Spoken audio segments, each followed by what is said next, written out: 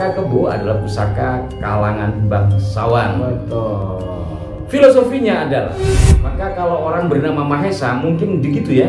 Ya. Tegak, lurus, kuat, jujur gitu. Iya. Nah, saya ingin semua orang bisa memahami pusaka dengan cara kerja ilmiah.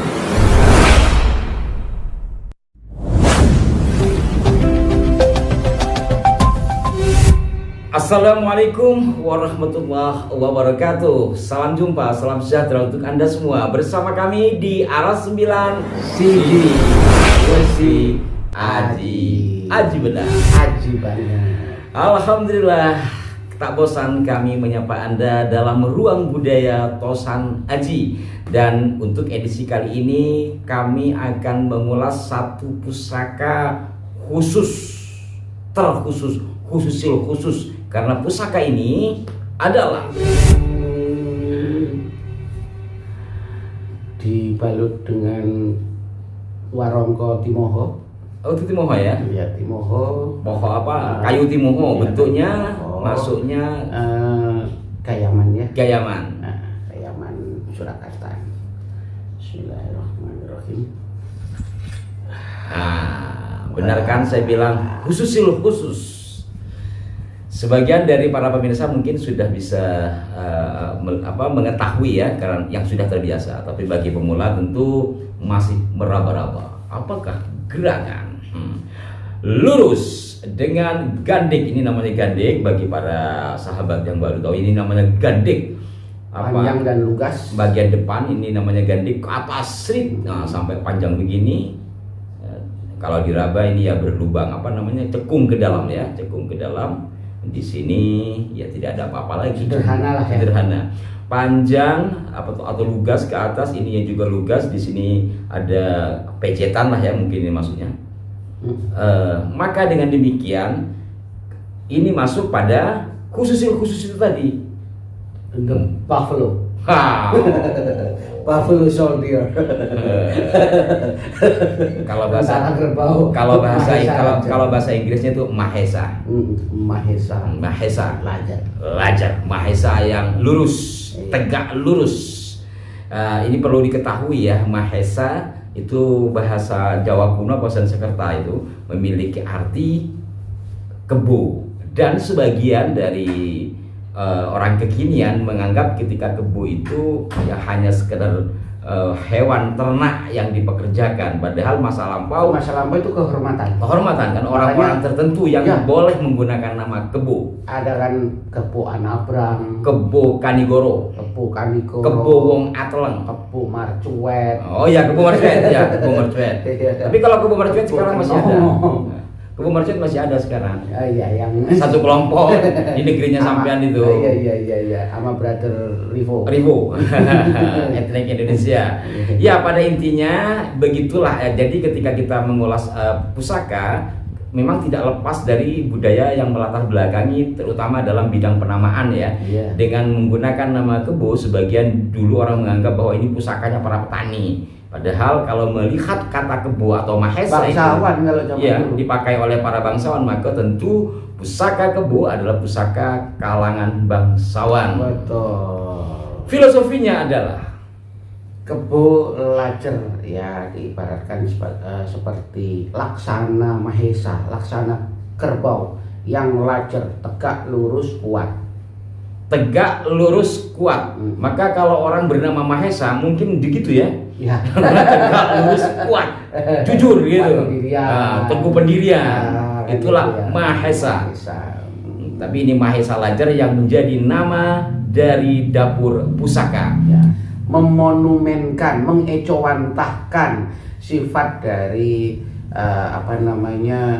kebo, makhluk yang namanya kerbau. Dan kerbau itu tidak pernah korupsi. Kerbau itu tulus. Iya. Baik.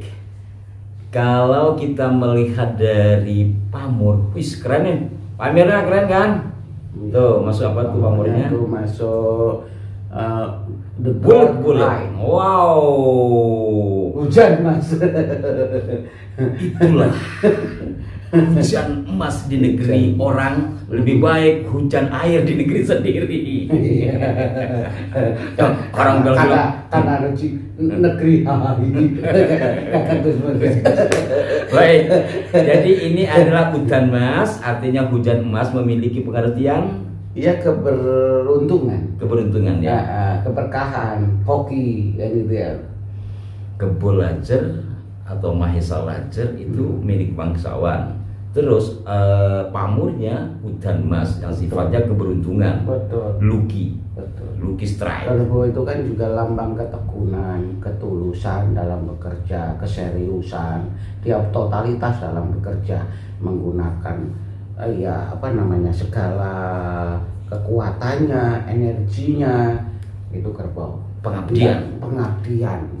Lajar itu lurus. Nah, kan gitu ya. Hujan emas, maka wajar kalau orang tulus dalam melakukan pekerjaan apapun didasari dengan ketulusan dan niat baik gitu. Niat pengabdian nanti akan turun keberuntungan yang dilambangkan dengan hujan emas. Jadi kurang lebih di antara pengertian Kebo Lajer seperti itu ya.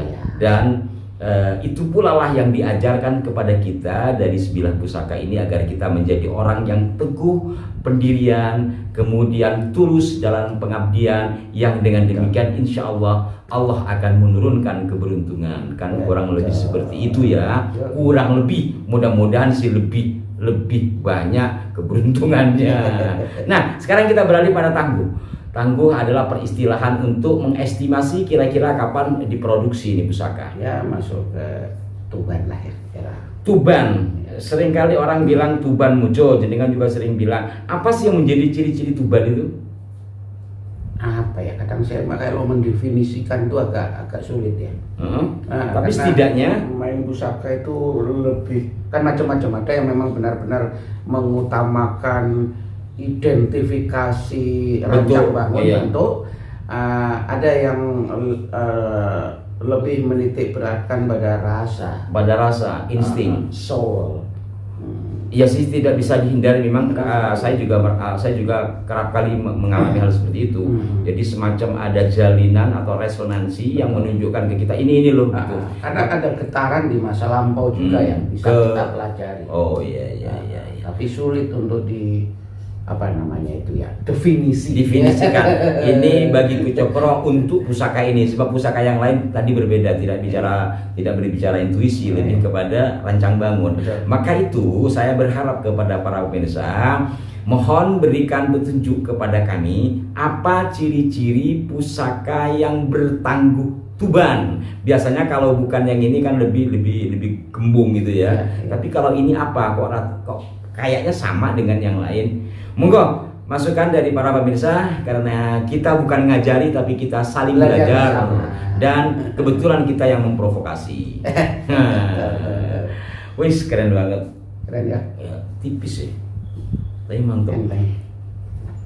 Simpulannya Ki Cokro, dari semua yang ada pada pusaka ini yang diajarkan oleh Sang Empu melalui bilah ini, ya, ketulusan, ketekunan, insya Allah akan mendapatkan curahan rahmat dari Tuhan. Yang pada intinya bahwa kita telah diajarkan oleh sebilah pusaka ini melalui filosofi rancang bangun dan juga pamor.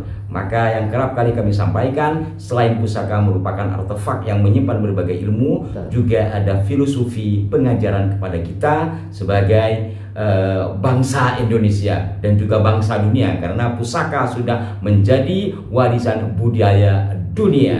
Maka itu kita terus kembangkan. Kalau tidak nanti dicabut statusnya bisa dicabut. Bisa seperti Danau Toba ini kabarnya sudah terancam dicabut karena ada sesuatu yang tidak diinginkan oleh UNESCO kan. Berarti harus ada regulasi. Harus ada regulasi dan terus dikembangkan, dihidupkan, bukan hanya karena itunya juga, tapi karena ini adalah milik kita. Kalau dunia mengakui, kita mengacuhkan, lo ya opo kan gitu. Iya. Siap. Dan semoga Anda juga siap-siap. Yang terpenting kalau saya secara pribadi bagaimana mengembalikan nilai makna dari pusaka itu kepada aslinya sebagai wujud dari karya ilmiah. Kan karya ilmiah, ya. Dan itu sudah sering kami sampaikan, tidak perlu kami ulangi. Saya ingin semua orang bisa memahami pusaka dengan cara kerja ilmiah, bukan lantas terbawa oleh mitos-mitos yang dikembangkan oleh pihak-pihak yang tidak menghendaki artefak sejarah berupa pusaka itu lestari.